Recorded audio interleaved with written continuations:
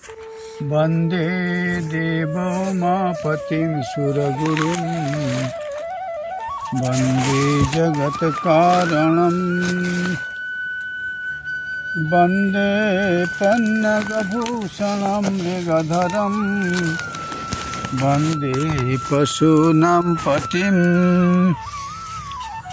वन्दे सूर्यशशाङ्कवह्निनयनं वन्दे मुकुन्दं प्रियं वन्दे भक्तजनाश्रयं च वरदं वन्दे शिवं शङ्करम्।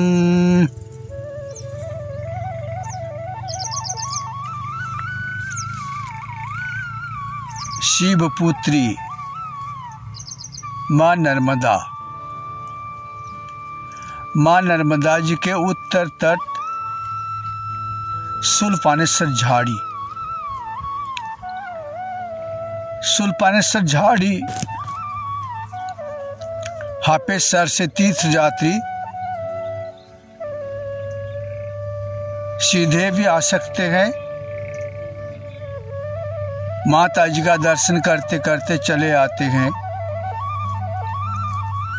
फिर कड़ी पानी से भी एक रास्ता है माता जी के दर्शन बिना, पहाड़ी पहाड़ी। फिर तीसरे रास्ता एक है कम्बाट से,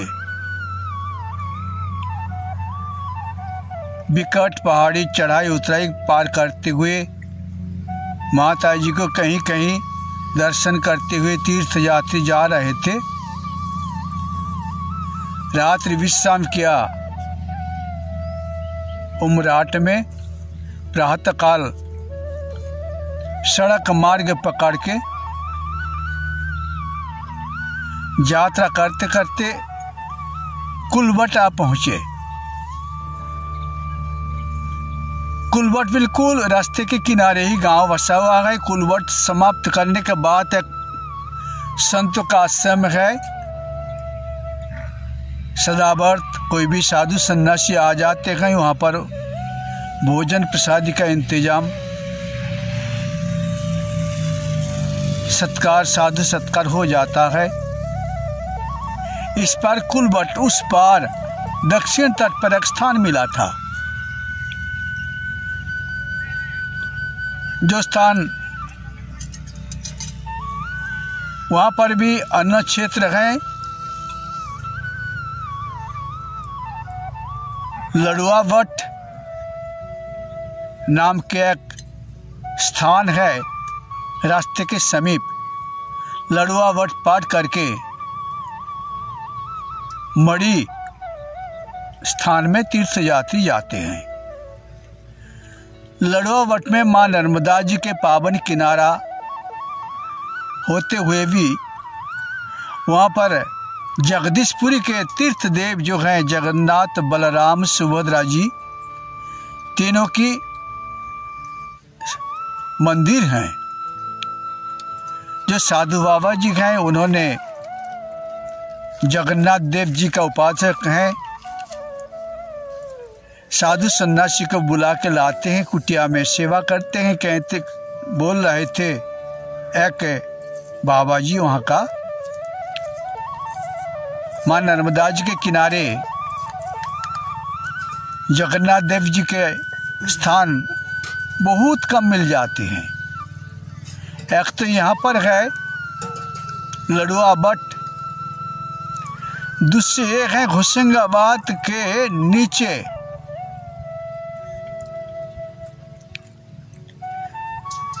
वहाँ पर एक उड़ीसा के रहने वाले बाबा जी हैं। उनके वहाँ पर भी जगन्नाथ देव जी, बलराम जी, सुभद्रा जी, तीन की मूर्ति स्थापना है। तो लड़ुआवट के विषय में चर्चा करते हुए बाबा जी बोले,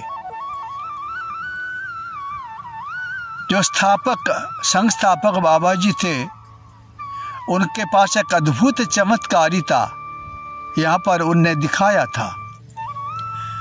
जगन्नाथ जी को भोग लगाते थे। भोग लगाते समय उन्होंने एक दिन केवल एक ही लड्डू देके उनका बाल भोग सेवा किया। जगन्नाथ जी उनके प्रति प्रसन्न होकर कहते हैं, तुमने आज मेरे को एक ही लड्डू दिया। सेवा करते समय बाबा जी बोले, आप मेरे पास जो उपस्थित हैं वही आपको दिया, आप कृपा करके उसको स्वीकारिए। तो जगन्नाथ देव जी कहते हैं, मुझे ज़्यादा चाहिए ना, एक में क्या होगा, मेरे भक्त लोग हैं, मैं हूँ, सभी को बांटना पड़ेगा। तो बाबा जी उसी दिन तो कुछ नहीं कहे, लेकिन बाबा जी सिद्ध महापुरुष थे, देवभूमि भारतवर्ष का साधु संतों का अद्भुत लीला तपस्या का प्रभाव उनने बताया। आश्रम के बिल्कुल सामने नजदीक उसी समय एक बरगद का झाड़ है,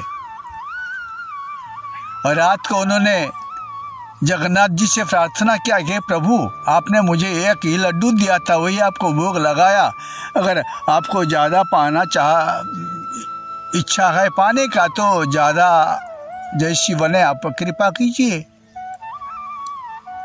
अपनी साधना करते समय जगन्नाथ जी के पास उन्हें निवेदन किया। जगन्नाथ जी प्रातःकाल उनको चमत्कार बताए।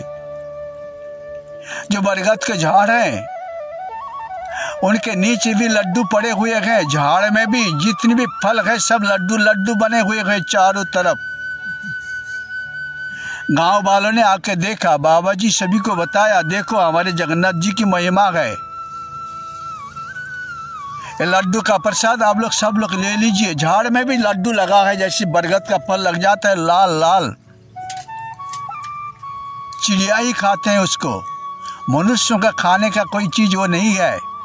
लेकिन साधक का साधना से साधक का नाम हितार्थाय ब्रह्मणोपकल्पना, वही परमात्मा लड्डू के रूप में चारों तरफ भर गए। भक्त लोगों ने उसको उठाया और पाया प्रसाद के रूप में। आज भी वही बरगद के नाम लड्डू के दूसरे नाम है लडुआ, गुजराती भाषा में लडुआ कहते हैं। वही लडुआ बट अभी भी वही बरगद की झाड़ है, बाबा जी ने बताया और दिखाया। ये झाड़ देखो। तो सभी लोग जय जयकार देने लगे। कुलबट हैं, लेकिन झाड़ी में आप एक विचित्र झाड़ देखेंगे। प्रकृति को सुंदरता बढ़ाने के लिए ताड़ की झाड़, चारों तरफ बड़े बड़े झाड़ हैं ताल का फल भादो की महीना में बड़ी स्वादिष्ट होता है जब पक जाते हैं। ताड़ के बारे में कथा है श्रीमद् भागवत जी। वृंदावन के प्रेम पुरुषोत्तम वृंदावन को जो सुंदरता बढ़ाए, जिनका लीला भूमि है, गौ चराने के लिए जाते थे गौ वालों को के साथ, और जमुना जी के किनारे सुंदर ताल का वन था। भादो की महीना में तल पके हुए थे, उसका सुगंध से चारों तरफ महक रहे थे, और जिनको मालूम है उसी सुगंध से उनका मन लालचा जाते थे। ब्रजबालकों ने कन्हैया जी से कहा, कन्हैया, ओ कन्हैया, ये ताल का बन गए, फल पका हुआ है, हम लोग भूखे में गए, दोपहर के समय गए, तुम थोड़ा कुछ इंतजाम करो ना, ताल का फल लाके खाऊं। लेकिन उसी ताल का वन अधिकार में थे कि असुर रहते थे, धनु का असुर उनका नाम है। कोई भी वहां पर जाएगा तो ताल का फल खाने का हिम्मत किसी का भी नहीं, क्यों ना वहां पर असुर के अधिकार में गए। धेनुकासुर गधे के रूप में रहते थे, परिवार सहित रहते थे, उनके परिवार सारे वही ताल का भोगदार थे। लेकिन ब्रजबालकों ने कन्हैया के कहते ही कन्हैया जी ने अपनी बलदाव जी को कहा, बलदाव जी, दद्दा जी, हमारे बाल मित्र का इच्छा है ताल का फल खाने का, कुछ आप सर्व समर्थ हैं, आप इनके लिए इनका इच्छा पूर्ण कर दीजिए दादाजी। तो बलदाव जी अमर कमर में दुपट्टा कस ली, अरे भैया के कहने से आगे बढ़े, जंगल में घुस गए, एक पके हुए ताल का झाड़ को देखा, उनको हिला दिया। हिलाते ही ताल, पके हुए ताल नीचे गिर गए और गिरते ही आवाज सेगी। जब धेनुकासुर जंगल में रहता है, उसने दौड़ के आए, कौन है रे, हमारे जंगल में फल तोड़ रहे हैं, झाड़ हिला रहे हैं। बलदाऊ जी मुस्कुराए। धेनुकासुर गधे के रूप में थे। वो आ पहुंचा और बलदाऊ जी खड़े थे, पीछे का दो लत्थी बलदाऊ जी को मार डाला। बलदाऊ जी मुस्कुराते हुए उनके दोनों पीछे का पैर पकड़ लिया और मस्तक के ऊपर घुमाया, खूब घुमाया, घुमाते घुमाते लेके दे मारा एक ताल की झाड़ में। तो ताल की झाड़ टूट गया, एक दूसरे के ऊपर गिरे, दूसरे तीसरे के ऊपर गिरे, तीसरे चौथे के ऊपर गिरे। गिरते गिरते सारे जंगल में बहुत सारे झाड़ गिर पड़े और जो धेनुकासुर हैं वो परलोक हो गए, मर गए। बस ग्वाल वालों ने बड़ी प्यार से भादों की महीना है, पका हुआ ताल पाया। लेकिन हमारे व्यासदेव जी क्या समझाना चाहते हैं जीव जगत को? कौन है ये धेनुकासुर जो गधा के रूप में है? इसका उत्तर देते हुए जोगियों का कहना है, उत्तर संसार में भगवान की भक्ति नहीं करके परमात्मा का सेवा सत्कार पूजा पाठ ध्यान और मैं कौन हूं, इस प्रकार जिनके मन में जिज्ञासा नहीं है, केवल संसार का बोझ जो ढोता है गधा जैसे, ऐसी धोबी का गधा,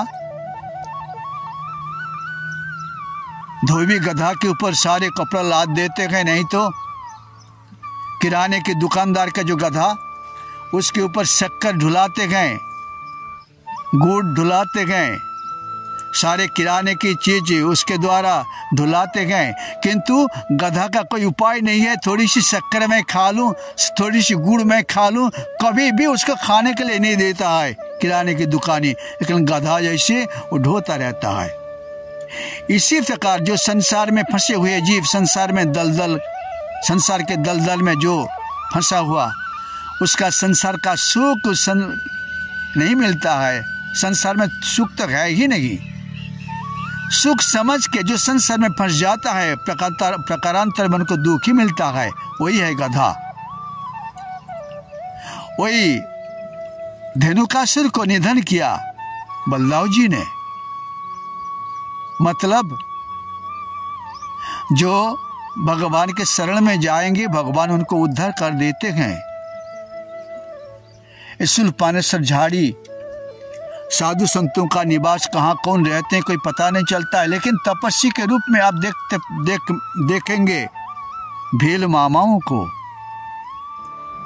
लेकिन भील मामाओं का तपस्या का फल स्वरूप आज उसके सामने भौतिक सुख बहुत प्रकार के मिला है।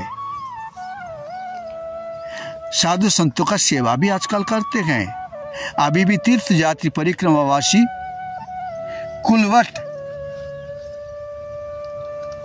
कुलवट आश्रम पार करके